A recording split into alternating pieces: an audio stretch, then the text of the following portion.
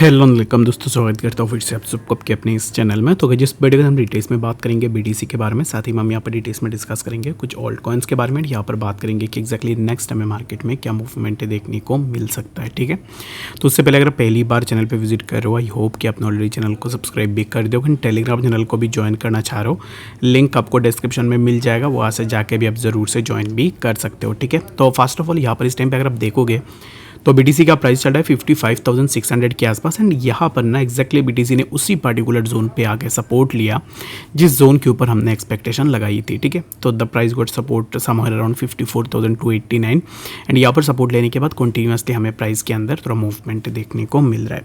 तो exactly next हम किस लेवल के ऊपर जा सकते हैं, तो उसके ऊपर मैं पूरा डिटेल्स में आपको बता देता हूँ।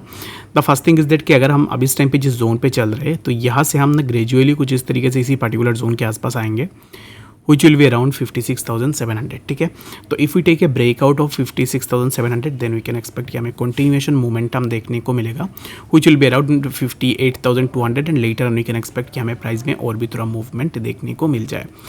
तो अब इस टाइम पे अगर आप एंट्री लेने का सोच रहे हो बीटीसी में, तो मैं आपको यही रेकमेंड करूंगा कि वेट कर लो breakout of this particular zone 56,783, then you can go for your long position. ठीक है, तो अभी इस टाइम पे फॉर नाउ यहाँ पर अगर आप अभी करंटली मैं आपको बताऊँ कि एक्जैक्टली आप अपना लॉन्ग पोजीशन यहाँ पर भी ले लो, तो इसमें यहाँ पर ना लॉस क्या होगा कि एक्जैक्टली अगर आप देखोगे तो प्राइस अगर ऊपर जाता है तो फिर 1.85% के आसपास आपका प्रॉफिट होगा और आपको जो स्टॉप लॉस देना पड़ेगा विच विल बी अराउंड 3.38% के आसपास। ठीक है, तो ये चीज़ ज़्यादा मैटर नहीं करती और it doesn't make any sense कि आप 3% का स्टॉप लॉस देके 1.81% के आसपास प्रॉफिट बुक करो। तो इसके लिए बेटर यही रहेगा कि once we got a breakout of this particular zone 56,762 then we can go for a long position on BTC, जहाँ से हम एक अच्छा सा प्रॉफिट भी इजीली ले सकते हैं। ठीक है, तो आई होप कि समझ में आ रहा होगा कि एक्जैक्टली बीटीसी में क्या नेक्स्ट मूवमेंट हमें देखने को मिल सकता है।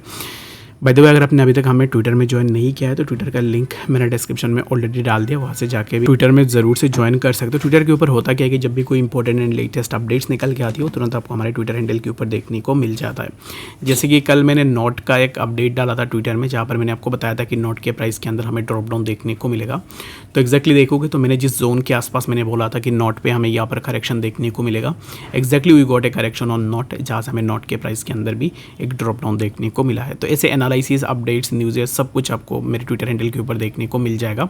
तो इसके लिए आप ज़रूर से ट्विटर में ज्वाइन कर लेना। बाकी अगर आपने अभी तक ज्वाइन नहीं किया है तो लिंक आपको डिस्क्रिप्शन में मिल जाएगा, वहाँ से जाके भी ज़रूर से ज्वाइन कर लेना। ठीक है, तो बीटीसी के लिए मैंने आपको ऑलरेडी बता दिया। तो अभी इस टाइम पे मैं कुछ ऑल्ट्स के ऊपर बात करता हूँ जो कि आज के दिन में हो सकता है कि जिनमें हमें थोड़ा मूवमेंट देखने को मिले।